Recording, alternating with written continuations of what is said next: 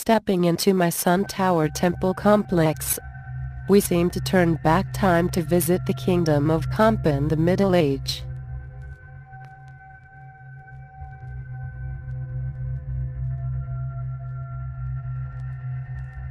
And my sun comes into sight.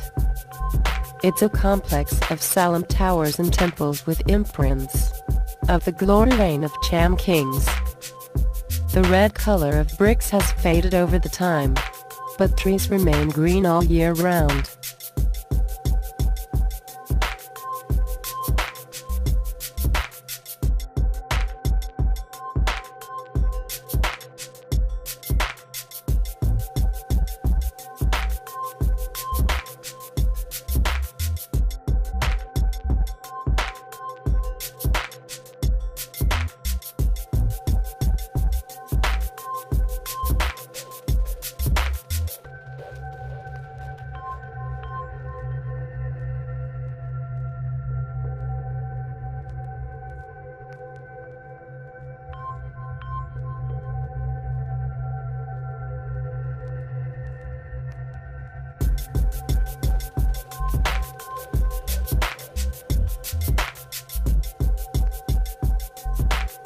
Until now, the techniques of burning bricks and building temples in my sun have remained unanswered for thousands of years.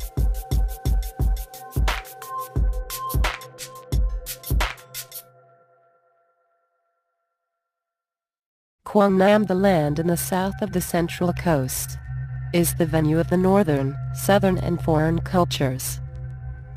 Through historical changes, tangible and intangible cultural heritages that symbolize the intellect and soul of Vietnamese people are still kept in Quang Nam. My Sun Tower Temple Complex in Dai Duyen District contributes to making up these values. It was recognized as a cultural heritage of the world by UNESCO in 1999, thanks to its natural, cultural and architectural values.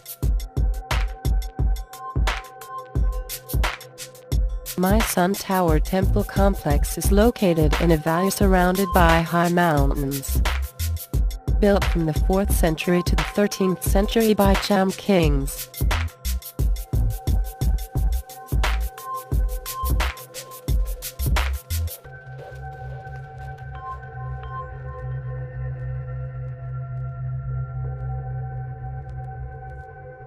Temples and towers in this complex were formal structures of Kampa.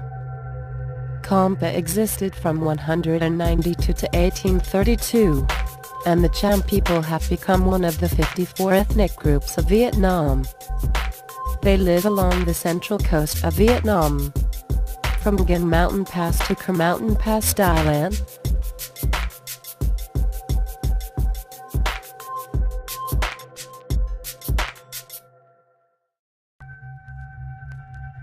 The Cham people have built a rich culture under the influence of Indian religion for thousands of years and made it flourish.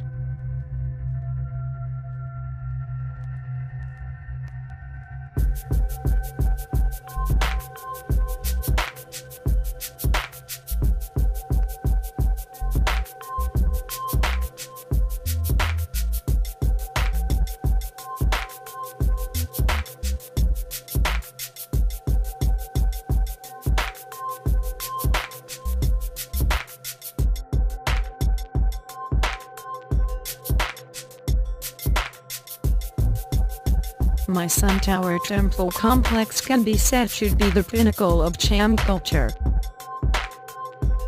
This is the place where religious rituals of Cham dynasties took place, and royal tombs were constructed. So, it carries the quintessence of contemporary architecture and arts.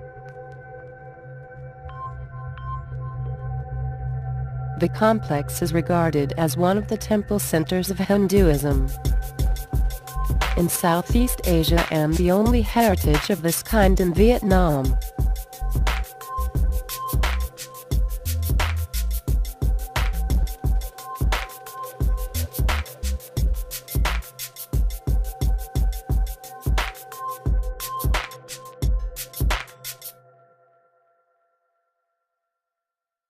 Due to ups and downs in the history, only about 20 temples remain in the complex today. However, stelae, archaeological findings and the remains of the complex can make us amazed at the excellent architecture, sculpture and decoration of Cham people in the past.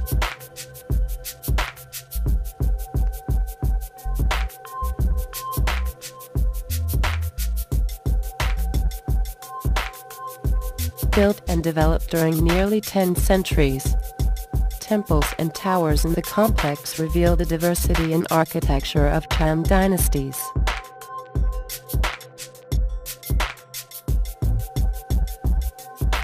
Most temples and towers face the east, the direction in which the sun rises, and deities live.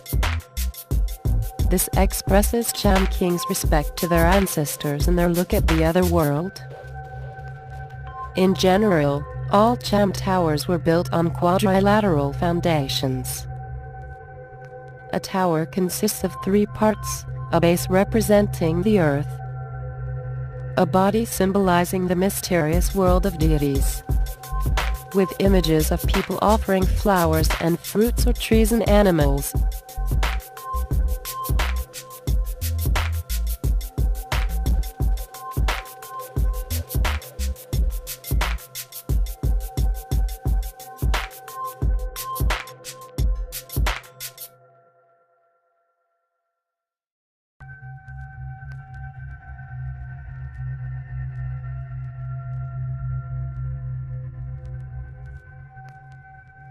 And the top displaying the peak of Meru Mountain, the house of Hindu deities in the center of the universe, in Cham people's opinion.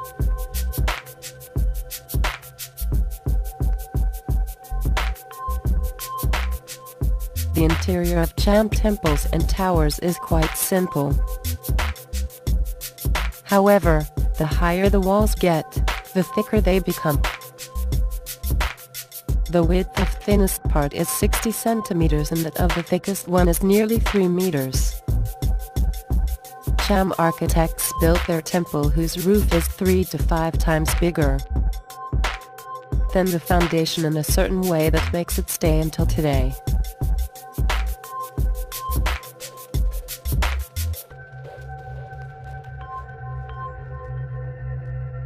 The complex consists of many clusters of temples and towers. Each cluster has a major temple called Kalan surrounded by small ones. Main structures of a cluster were built along an east-west direction, because as believed by Cham people, life was a process starting when the sun rises in the east, and when it ended, they would come to the deities in these temples. The first structure is Inner Peace House. In the past, people came here first to find the peace of mind, and pray before any ritual.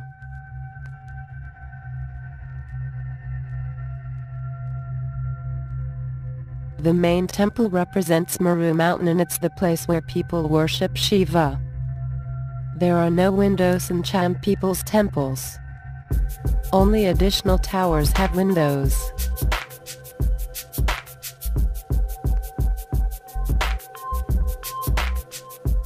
It's quite narrow and dark inside. Only shamans could enter the temple to carry out religious rituals. In Hinduism, only shamans could communicate with deities. Other people regardless of power and wealth had to pray in the yard.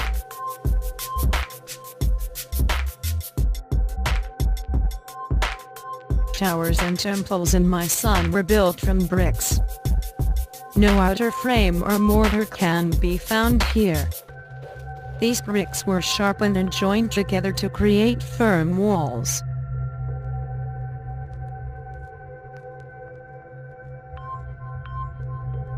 Anyone may think that mossy bricks are old and red bricks are newly inserted one.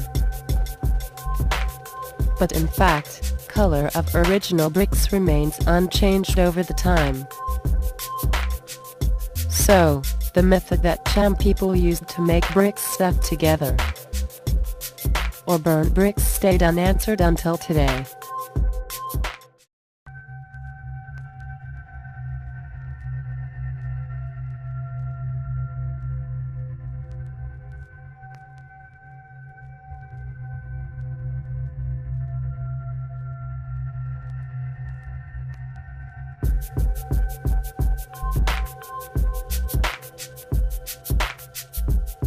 And they are called masters of brick burning technique and construction.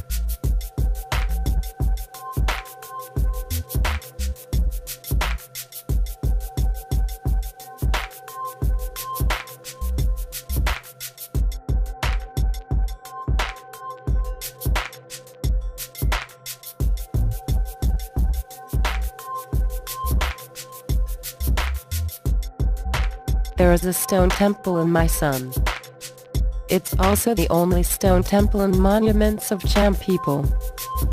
Based on the documents collected around the temple and the stele, with Sanskrit letters on, researchers found out that the temple was last restored in 1234. The temple is collapsed now. With this foundation, it might be over 30 meters high.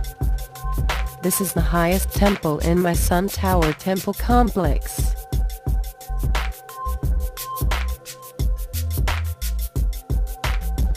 Images of lotus petal founded on walls or the base of stone pillars, and the row of elaborately carved square pillars are evidence for the skillful sculptural and architectural techniques of Cham people in the past.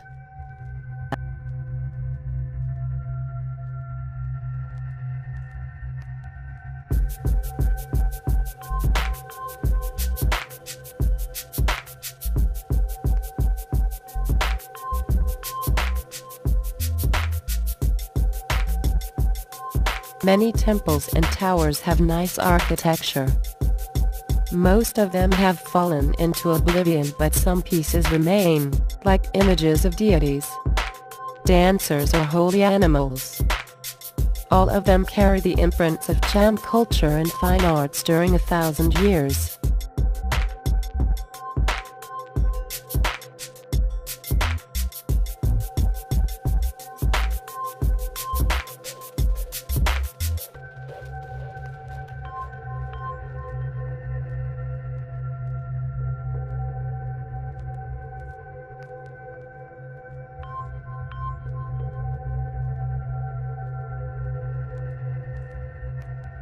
Linga and Yoni are symbols of the cult of fertility in Cham culture. Specifically, Linga represents Shiva, one of the three supreme deities in Hinduism. Male characteristics and a power of creative energy. Yoni symbolizes Yama Shiva, wife and female characteristics. Linga can be considered the combination of a king and a deity. This reflects the harmony and completion of the universe in Cham people mind.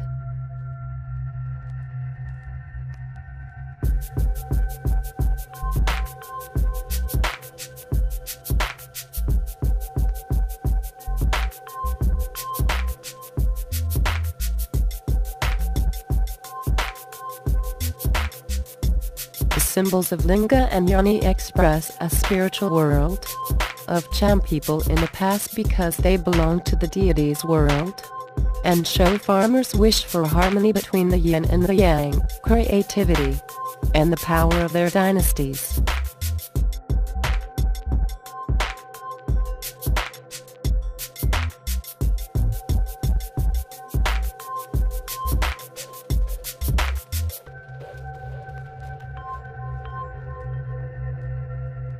As the religious center of the ancient kingdom of Kampa, my son had an important role in Cham people's life, and acted as their spiritual support. Each brick or temple carries its own historical and cultural values.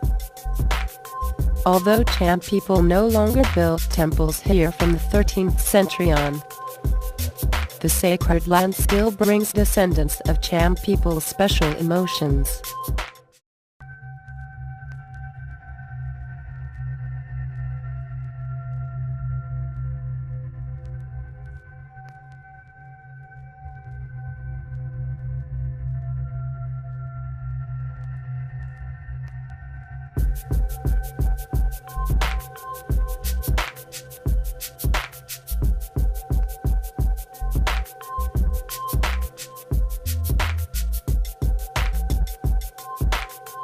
Although temples and towers have been damaged over the time, my son has become a must-see for tourists to the central region.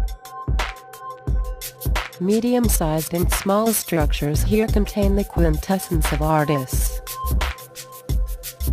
The excellent combination of sculptural and architectural skills of Cham people created scared and mysterious towers and temples. Perhaps this combination makes my son attractive to tourists. How could bricks join together without the help of any mortar? Why have towers with thick tops existed over the time?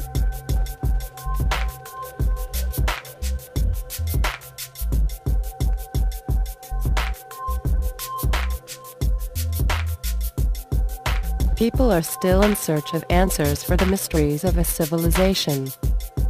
To reveal historical, cultural and architectural values of a unique heritage.